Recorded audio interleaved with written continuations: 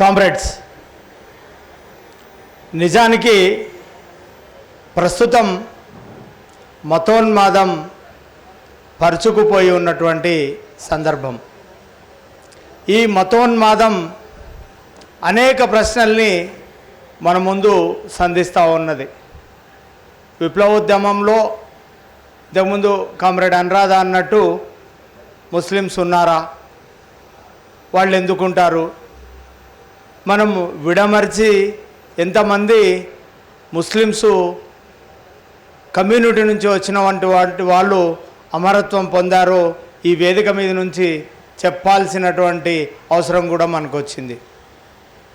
100 సంవత్సరాల క్రితం టర్కీకి వెళుతున్నటువంటి టర్కీలో ఉన్నటువంటి బంధువుల ఇంటికి వెళ్తున్నటువంటి ఒక పడవ తప్పిపోయి రష్యాకు పోయిన సందర్భంగా అక్కడ సముద్ర తీరంలో రష్యా వాళ్ళకు నిఘాకు దొరికి వాళ్ళని అనుమానితులుగా పట్టుకెళ్ళి అప్పుడు లెనిన్ ముందు వాళ్ళని హాజరుపరిస్తే వీళ్ళు ఇండియన్సు టర్కీ వెళ్తూ దారి తప్పి ఇక్కడికి వచ్చారని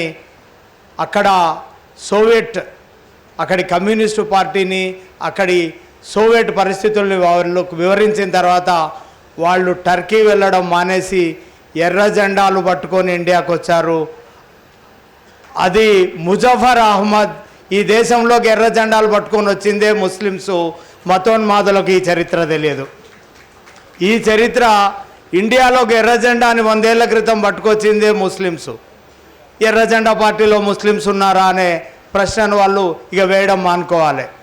ఈ దేశంలో సాయుధ తెలంగాణ రైతాంగ పోరాటంలో మగ్దూమ్ మైనుద్దీన్ మొదలుకొని అనేక మంది, షోయబుల్లా ఖాన్ లాంటి వాళ్ళు, అలాగే మొన్నటి వరకు ఓల్డ్ సిటీలో ఎంటీ ఖాన్ లాంటి వాళ్ళు సాయుధ తెలంగాణ రైతాంగ పోరాటంలో అసూలు బాసిన అనేక మంది. ఈ పోరాటం ఒక 48 నుంచి 51 వరకు సాగిన ఒక మహత్తర పోరాటమే అయినప్పటికీ దున్నేవానికి భూమి ప్రాతిపదికగా ఈ దేశంలో కష్టజీవుల రాజ్యం తీసుకురావాలనేటువంటి సాగిన ఈ పోరాటం నిజాం లొంగిపోవడం, నిజామును రాజ్ ప్రముఖ్గా ప్రకటించుకోవడం, తర్వాత సాయుధ తెలంగాణ రైతాంగ పోరాటాన్ని విరమించుకోవడం, నాయకత్వం లొంగిపోయిన తర్వాత గడుల్లో దొరల దౌర్జన్యం, వెట్టి చాకిరి, అలాగే అంటరానితనం రాజ్యమేలుతూ యథాతథంగా నెహ్రూ పటేల్ సైన్యం దొరలకు రాజ్యాన్ని అప్పజెప్పినటువంటి సందర్భంలో సాయుధ తెలంగాణ పోరాటం విరమణ తర్వాత ఎంతైతే సాయుధ తెలంగాణ పోరాటాన్ని గొప్పగా చెప్పుకుంటామో అంతకంటే 10 రెట్లు 100 రెట్లు గొప్ప సాయుధ తెలంగాణ పోరాటం నక్సల్బరీ పోరాటం. ఈ పోరాటం తెలంగాణలో అంటరానితనానికి వ్యతిరేకంగా పోరాడింది. ఈ పోరాటం తెలంగాణలో దొరల గడీలకు వ్యతిరేకంగా పోరాడింది. ఈ పోరాటం తెలంగాణలో రైతు కూలీలు, అలాగే అణగారిన వర్గాలు, అంటరానితనానికి గురైనటువంటి మాలా మాదిగ బిడ్డలు తలెత్తుకొని నిలబడి కారంచేడు, చుండూరు లాంటి దౌర్జన్యకర పోరాటాలకు నిలబడి నాయకత్వం ఇచ్చినటువంటి పోరాటం రాడికల్ విద్యార్థి సంఘం. ఆ రోజున గ్రామాలకు వచ్చినటువంటి రాడికల్ విద్యార్థులు, మరీ ముఖ్యంగా వరంగల్ జిల్లాలోని రీజనల్ ఇంజనీరింగ్ కాలేజు, అలాగే మా గద్వాల ప్రాంతంలోని అప్పటి ఉమ్మడి మహబూబ్నగర్ జిల్లాలో గద్వాల డిగ్రీ కళాశాలలో కూడా బీఎస్ఎఫ్ పోలీస్ క్యాంప్ ఉండేది. అంతకుముందు మన వరంగల్ రీజనల్ ఇంజనీరింగ్ కాలేజీలో కూడా పోలీస్ క్యాంప్ ఉండేది. అయితే ఆ సందర్భంగా గ్రామాల్లో ఉన్నటువంటి గ్రామాలకు తరలండి అనేటువంటి ఒక కార్యక్రమాన్ని అప్పుడు పిలుపునిచ్చినప్పుడు గ్రామాలకు వెళ్ళినప్పుడు ఎక్కడికి వెళ్ళమన్నారు? దళిత వాడలకు వెళ్ళమన్నారు. మేము మరీ ముఖ్యంగా గద్వాల జిల్లాలో నుంచి అప్పుడు comrade Sudarshan, comrade Purushottam, comrade Patel Sudhakar Reddy, ఇట్లా అనేక మంది విద్యార్థులు గ్రామాలకు వెళ్ళినప్పుడు ఏం చూసాం? మనువాద మతోన్మాదాన్ని చూసాం. మనువాద మతోన్మాదం కమ్యూనిస్టులను ప్రశ్నిస్తుంది, వీళ్ళు ఉండకూడదు అనుకుంటుంది, ముస్లిమ్స్ ఉండకూడదు ఈ దేశంలో, హేతువాదులు ఉండకూడదు, క్రిస్టియన్లు ఉండకూడదు. కానీ అది ఎవరి మీద ఆధిపత్యం చేస్తుంది అన్నప్పుడు, ఈ దేశంలో ఎవరూ దొరకనప్పుడు, ఎవరూ లేనప్పుడు ఈ దేశంలో చాతుర్వర్ణ సిద్ధాంతాన్ని ఏర్పాటు చేసుకొని బ్రాహ్మణ, క్షత్రియ, వైశ్య, శూద్ర అనేటువంటి 4 పాదాలపైన ఇలా మనుస్మృతిని ఏర్పాటు చేసుకొని ఈ గ్రామాలకు మేము వెళ్ళి చూసినప్పుడు అప్పుడు గ్రామాల్లో అంటరానితనం, 2 గ్లాసుల పద్ధతి. ఆ రోజున గద్వాల డివిజన్లో అన్ని గ్రామాలలో 2 గ్లాసులు ఉంటాయి. ఒక గ్లాసులో దళితులు ఛాయ్ తాగితే ఇంకో గ్లాసులో దళితేతరులు ఛాయ్ తాగుతారు. దళితులు కూడా మీకు హిందువులే కదా. ఈ మతోన్మాదం అనేటువంటిది ఈ దళితుల మీద, ఈ బీసీల మీద, అంటే అంటరాని వాళ్ళుగా చూస్తూ దళితుల్ని ఎట్లా చూసిందంటే, తుంగభద్ర నది ఒడ్డున ఉండేటువంటి సెలిమెలు, మంచినీళ్ళు తాగేటువంటి సెలిమెలు, 2 సెలిమెలు ఉంటాయి. ఒకటి దళితులు మంచినీళ్ళు నింపుకు వెళ్ళడానికి, ఒకటి అప్పర్ క్యాస్ట్ వాళ్ళు తీసుకెళ్ళడానికి, ఇంకొకటి మూలన మధ్యలో ఒకటి బీసీలకు వేరే సెల్మ ఉంటుంది. ప్రజల్ని ఇంత విభజించినటువంటి ఈ మతోన్మాదం అంటే అది కేవలం హిందూ మతోన్మాదం, ముస్లింలకు మాత్రమే వ్యతిరేకమో, క్రిస్టియన్లకు మాత్రమే వ్యతిరేకమో కాదు. ఈ మతోన్మాదం బ్రాహ్మణ, క్షత్రులు, వైశ్యులు కానటువంటి మిగిలిన వర్గాలకందరికీ వ్యతిరేకమైనదే హిందూ మతోన్మాదం. అప్పుడు గ్రామాలకు తరలినటువంటి విద్యార్థులు ఈ 2 క్లాసుల పద్ధతికి వ్యతిరేకంగా పోరాటం చేసినప్పుడు ఆ పోరాటాలు ఉవ్వెత్తున సాగాయి. ఆ పోరాటాల క్రమంలో దళితుల వాడల్లో నుంచే మనం వెళ్ళినప్పుడు ఎల్కూరు అనేటువంటి విలేజ్లో దళితులు సైకిల్ పైన ఊర్లోకి రాకూడదు, సైకిల్ తొక్కుతూ ఊర్లోకి రాకూడదు, సైకిల్ని తోస్తూ ఊర్లోకి రావాలి, ఊరు బయటికి వెళ్ళి సైకిల్ తొక్కాలి. అప్పుడు రాడికల్ విద్యార్థి సంఘం ఆధ్వర్యంలో ఆ ఊర్లో తీసుకున్నటువంటి కార్యక్రమం ఏంటంటే సైకిల్ ర్యాలీ. ఇక అందరు సైకిల్ మీదనే పోవాలి. ముందులైనంత దళితుల పిల్లలే సైకిల్ తొక్కుతూ పోయినారు. అట్లానే చాలా గ్రామంలో దళితులను ఓట్లేయనియలే, దళితులకు సంబంధించిన ఓట్లన్నీ వాళ్లే గుద్దు పోసుకున్నటువంటి పరిస్థితి. అట్లా రకరకాల హింసలకు దళితుల్ని హింసించినటువంటి సందర్భాలలో కారంచేడులో జరిగినటువంటి పోరాటంలో మా గద్వాల పిల్లలు అక్కడ దానికి ప్రొటెస్ట్ చేయడానికి వెళ్ళినప్పుడు అక్కడ ఇంటింటి నుంచి కిరోసిన్ సేకరించింది కూడా మా గద్వాల పిల్లలే. ఇది హింస, మీరు చేస్తున్నది హింస, ఈ హింసను మేము ఆమోదించమని అప్పుడు ఎవరో ఒక దళిత నాయకుడు అంటే, పోరంటావు, పోరు జరుగుతుంటే పారిపోతుంటావని గద్వాల పిల్లలే అక్కడ పాట పాడినరు.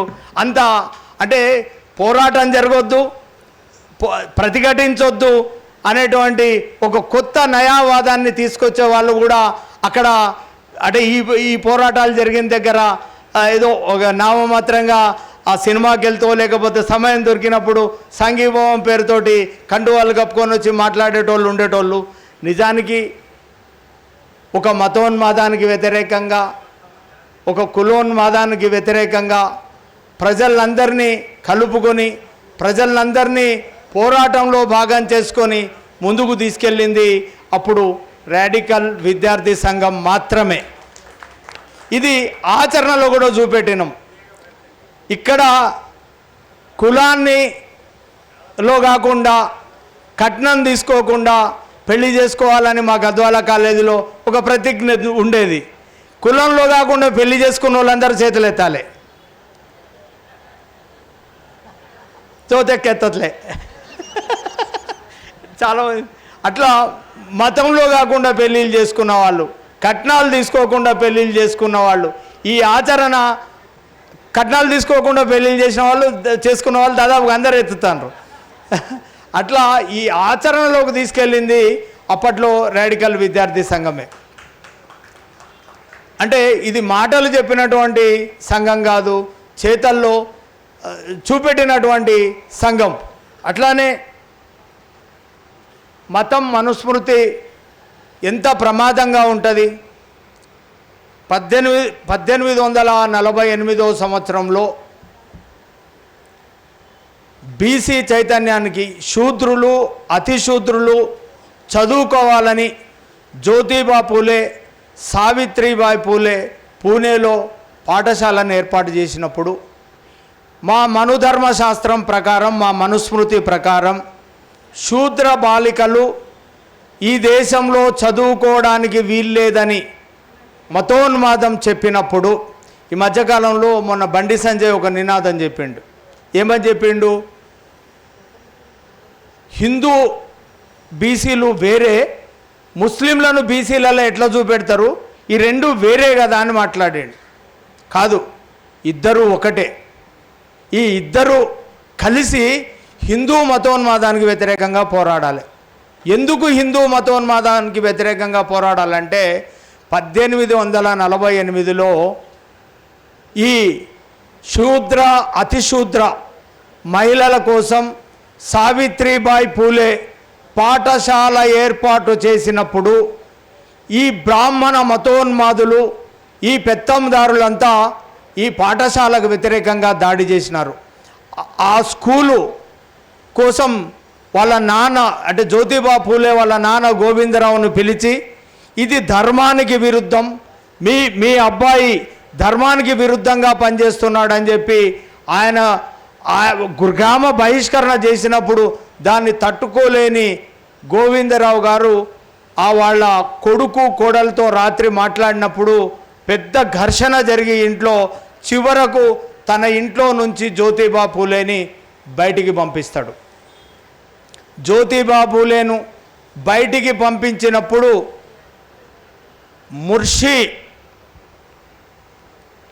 మున్షీ గఫూర్ బేగ్ అనేట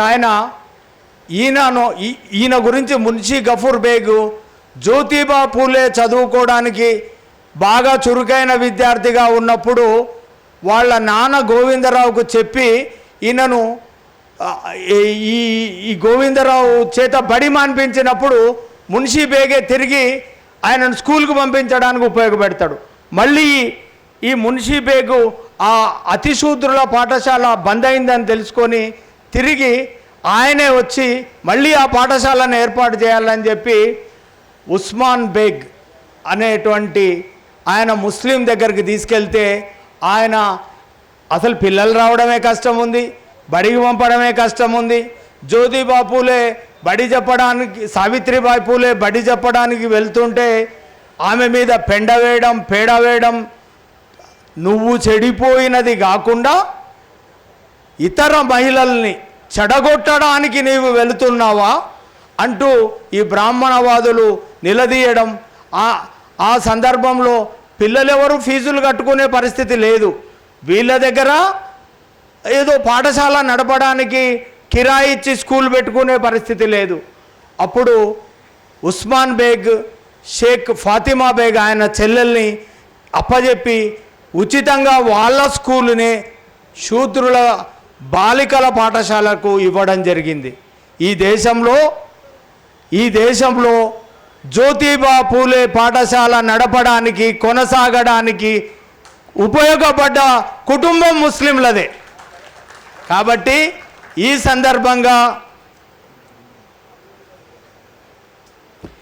సందర్భంగా ముస్లింలు బీసీలు మీరు ఎంత వద్దనుకున్నా ఈరోజు ఆ రోజున బీసీలు చదువుకోవడానికి ఎట్లయితే ముస్లింలు ఉపయోగపడ్డారో ఆ రోజు ఎట్లయితే మతోన్మాదం మను ధర్మశాస్త్రం, ముస్లింలు బీసీ మహిళలు అంటే సరస్వతి దేశంలో చదువుల తల్లి అని చెప్తాం కదా, ఈ చదువుల తల్లి బీసీలకు, శూద్రులకు, అతిశూద్రులకు చదువు చెప్పనప్పుడు ముస్లింలు జ్యోతిబా పూలే, సావిత్రిబాయి పూలే ఎట్లయితే కలిసి చదువు చెప్పినరో ఈ హిందూ మతోన్మాదానికి వ్యతిరేకంగా ముస్లింలు, ఈ బీసీలు అందరూ అణగారిన వర్గాలు అందరూ కలిసి కూడా పోరాడాల్సిన సమయం ఆసన్నమైంది. ఈరోజు బీసీలుగా లేకపోతే మిగతా వాళ్ళందరూ హిందువులే అనేటువంటి ఏదైతే వాదాన్ని తీసుకొస్తున్నారో అణగారినటువంటి వర్గాలకు, బ్రాహ్మణులు క్షత్రియులు కానటువంటి వాళ్లకు హిందూ మతోన్మాదం మనుస్మృతి అనేది వ్యతిరేకం. మనల్ని చదువుకోనియలేదు, మనల్ని మంచినీళ్ళు తాగనీయలేదు, మనల్ని టీ తాగనీయలేదు. తిరిగి ఆ రాజ్యాన్నే తీసుకొస్తామని వీళ్ళు సగర్వంగా పూర్వ వైభవాన్ని తీసుకొస్తామని ప్రకటిస్తూ ఉన్నారు. అట్లానే సమయం చాలా తక్కువ ఉన్నదని ఇప్పుడే చెప్పారు నాకు. కాబట్టి నేను తొందరగా ముగించేందుకు కృషి చేస్తాను.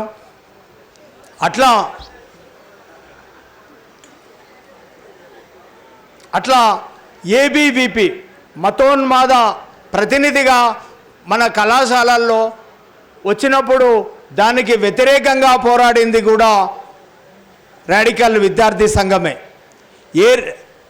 ఆర్ఎస్ఎస్ చిన్నపిల్లల మెదళ్లకు విషపు ఇంజక్షన్లనిచ్చి నడుపుతున్నటువంటి రోజుల్లో మా గ్రామాలకు గద్వాల కళాశాలల నుంచి విద్యార్థులు వచ్చినప్పుడు మా ఊరికి విద్యార్థులు పటేల్ సుధాకర్ రెడ్డి, పురుషోత్తము, కామ్రేడ్ సుదర్శను వీళ్ళందరూ ఒక్కరిగా రాలే, స్నేహితులుగా రాలే. వాళ్ళ చెల్లెళ్ళను, వాళ్ళ తమ్ముళ్లను, వాళ్ళందరినీ ఈ ట్రూపులో మా ఊరికి తీసుకొచ్చి గ్రామాలకు తరలండి క్యాంపెయిన్ కంటే ముందు పాటల ప్రాక్టీస్ చేస్తున్నారు. అక్కడ నేను చాలా చిన్నపిల్లవాడిని. నేను రేగుపళ్ళు, మామిడి పళ్ళు తెంపుకోవడానికి పోతాం కదా వేసవి సెలవుల్లో. అట్లా నేను కూడా పోయినప్పుడు అక్కడ వాళ్ళు పాటలు పాడుతున్నారు. ఏ ఊరు మీది, ఏ వాడ మీది, సిన్నారినా బిడ్డేలారా బిడ్డ, ఎన్నడూ రానోళ్ళు ఎందుకు వచ్చిండ్రో, సిన్నారినా బిడ్డేలారా బిడ్డ, ఓట్ల కోసం వచ్చింటే సూటిగా చెప్పు, సిన్నారినా బిడ్డేలారా బిడ్డ. ఇట్లా ఈ ఉగ్గు కథలు, ఈ పాటలు వాళ్ళు ప్రాక్టీస్ చేస్తున్నప్పుడు నేను వాళ్ళ దగ్గరనే కూర్చొని ఆ తర్వాత ఒంటరిగా కాకుండా ఇంకో 10-20 మంది నా ఏజ్ పిల్లల్ని పట్టుకొని పోయినప్పుడు అక్కడ బాలల సంఘం పెట్టి ఆ బాలల సంఘానికి నన్ను అధ్యక్షునిగా వాళ్ళు పెట్టినప్పుడు అట్లా నా పుట్టుక, నా స్పృహ బాలల సంఘం నుంచి మొదలైంది. అక్కడ అందించిన ఎర్ర జెండా తప్ప ఇంకో జెండా పట్టుకునేటువంటి అవకాశం రాలేదు, అందుకు మెదడు ఒప్పుకోలేదు. అట్లా ఆ బాలల సంఘం నుంచి మొదలైనటువంటి పోరాటం అంటరానితనం వైపు వ్యతిరేక పోరాటాల్లో, మతోన్మాద వ్యతిరేక పోరాటాల్లో, అనేక పోరాటాల్లో భాగమైనవి. ఈ దేశంలో మతం అనేటువంటి ఒక మందు అది ఈ దేశంలో ఉన్నటువంటి బీసీలకు, ఈ దేశంలో ఉన్నటువంటి అంటరాని జాతులకు, ఈ దేశంలో ఉన్నటువంటి క్రిస్టియన్లకు, ఈ దేశంలో ఉన్నటువంటి ఉత్పత్తి కులాలకన్నిటికీ వ్యతిరేకంగా ఉంది. ఈ దేశమంతా రక్తాన్ని ఈ దేశంలో రాడికల్ విద్యార్థి సంఘం గ్రామాన జిల్లాలలో అంతటా తన రక్తాన్ని ధారపోసి ఉన్నది. కానీ ఇప్పుడు మనకు కనపడుతున్నదంతా ఎండిపోయిన ఎడారిలాగున్నది. ఒక వర్షం, ఒక వసంత మేఘం గర్జిస్తే తిరిగి ఆ విత్తనాలు తిరిగి మొదకెత్తి ఒక ఆకుపచ్చని అడవిగా తెలంగాణ ప్రాంతము మొత్తం మళ్ళీ మొలకెత్తడానికి సిద్ధం ఉన్నది. ఒక వసంత మేఘ గర్జన కోసం ఈ తెలంగాణ రాష్ట్రం ఎదురు చూస్తున్నదని చెప్పి తెలియజేస్తూ సెలవు తీసుకుంటున్నా. విప్లవం విప్లవం.